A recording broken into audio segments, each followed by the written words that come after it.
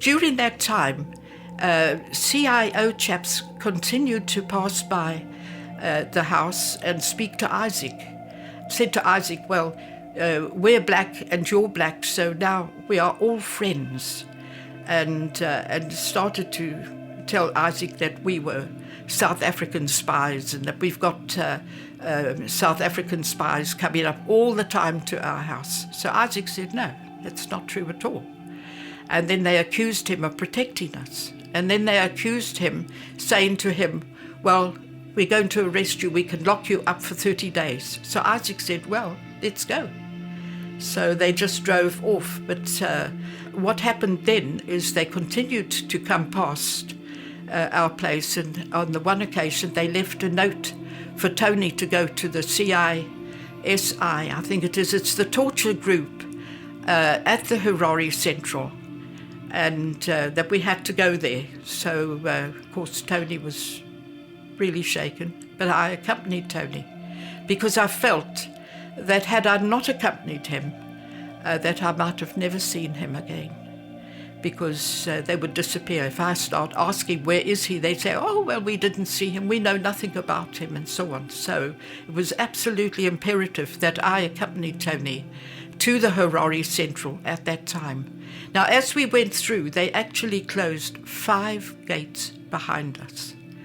And when we got up to the room for this chap who's going to interrogate us now, he was boasting about his position and all this sort of thing. And then he said, no, well, I had to be taken now to a waiting room. Well, let me tell you, it was a really dirty waiting room to wait for Tony. Now, Tony said he had 4 interrogators at the time that tried to cross-question him, trick him, came up with all sorts of things, well, to try and trap him. And then they said to him, well, we want your passport. So Tony said, well, I can't give you my passport, it belongs to the Queen.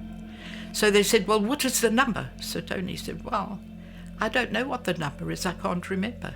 So eventually, after about 10 or 15 minutes, they decided, right, we could go. So they picked me up at the waiting room and we were allowed to go. But the whole episode, I would think, would either be about an hour and a quarter, hour and a half in total from the time we went into the Harare Central. But that was, in fact, the torture group. When you go up there, that's... and it would have been possible, had Tony tackled it on his own, I might never have seen him again, never. Because others had experienced the same. As soon as you ask, well, where is he? They'd say, oh, well, we don't know. And they all keep to the same story, but it's all a stack of lies. So we were both absolutely petrified. And this really rang big bells. It really rang big bells for us. We were very, very, very frightened. We were under surveillance from the very moment that CIO chap from Mugabe's office signed that agreement, because he, in all intents and purposes, had every intention of not paying for anything at all, and in the hope that he could also grab stakehold and grab my house in Harare. I mean, could you imagine the experience and the terrible trauma that we went through on that, just on that side alone? And then there was further trauma now. At this time, stakehold was running quite well, and we changed from Barton Grimley, the accountant of Barton Grimley, to Marston, who came over and seemed very helpful. He helped Win with the computing and so on, and chatted away, seemed very friendly. So Dad proceeded to give Marston our accounts work. In September, we took Win back to the college, because Gwyn was studying at a college in Wales here. And while we were over here, it would have been the 12th of September that year, when we had terrible news that the CIO were continually circling the house, hounding Isaac, and also looking for Stephen. Now, that particular weekend in question, Stephen actually drove up from Johannesburg to check on both the factory and the house to make sure that everything was all right.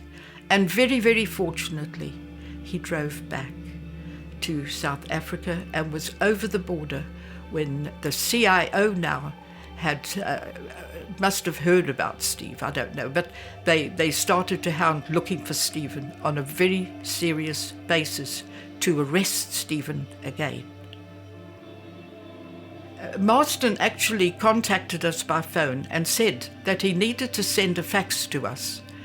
And I think it was on the 23rd of September when we received the fax from our accountant, who was in charge of the properties in the factory while we were just taking Gwyn back to school. And we were shocked, absolutely shocked. It looked as though it was virtually impossible for us to go back to Harare, because it looked very suspicious that we would have been arrested. Remembering now that we'd only signed that agreement with that CIO chap from Mugabe's office. And so we then, after receiving this fax, we then made other plans to go to Johannesburg, because Tony felt that if he was in Johannesburg, at least he could sort of control and have some sort of connection with the stakeholder operations and so on. And it was there now when Stephen got a call. He said he was South African Special Branch, and went to Stephen's apartment and chatted away to Steve and said that he was looking for us, and he said that the CIO were looking for us in Harare and he wanted to know where we were, and he wanted to advise us as to the fact that they were looking for us and if there was anything that he could physically do to help us. Anyway, Stephen told him that yes, we were in Johannesburg, and then he said he wanted to make arrangements for a meeting with us. Immediately, Tony got very, very frightened. I think part of this was due to the experience he had being cross-questioned at Harare Central. There was the torture group section that he was questioned, and I think it really did put the fear in him, and he was just a very frightened man. The meeting was arranged at about 3 o'clock at a coffee bar in Sandton. When we asked him to identify himself, he said, well, he couldn't because he was Special Branch for South Africa and they don't give out their identifications at all. That's just not on. But he said, just call me Bruce. And then Tony asked him for his phone number, so he gave Tony his auto page number only. So we went to the meeting because, you know, when a chap tells you that he's Special Branch, you sort of feel that you have to go. And so we went, and the meeting took place. It would have been about 45 minutes. He said that if we didn't go back to Zimbabwe, that in fact the CIO would confiscate everything we had in Zimbabwe. So he was acting now as though he was wanting to help us. And then the following morning he phones up and says no, that he wanted another meeting with us because he wanted to bring another fella to meet us. So yes, we all attended the meeting. But the fella that he said he wanted to bring, he never brought. And then it was a totally different story about, what he wanted and to do with money, like exchanging money from Zimbabwe to Rand or whatever we wanted, and said that we no need to worry because he was Special Branch. What he wanted now, for us to now cash in our money, and what it would be $2 for 1 rand, and it could be no less than 50,000 at a time. Well, at that time, I mean, we were absolutely flabbergasted.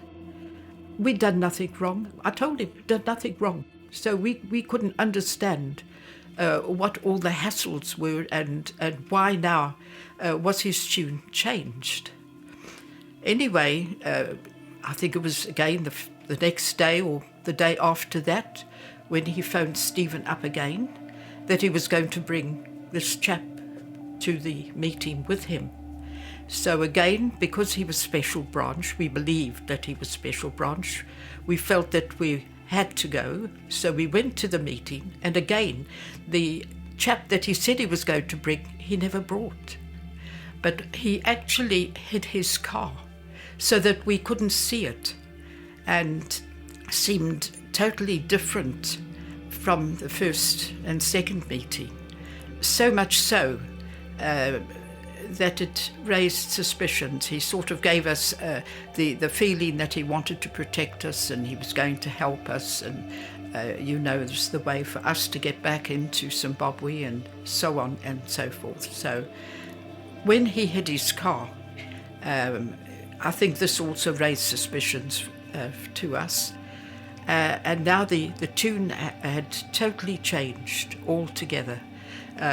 All he wanted really was the money and trying to force us and sort of indicating that we could be in danger now because we had to get back to Zimbabwe, whichever way you looked at it. But as he was leaving, he went to his car, which we couldn't see. I mean, it was hidden. He raced off at great speed. And this now really did trouble us.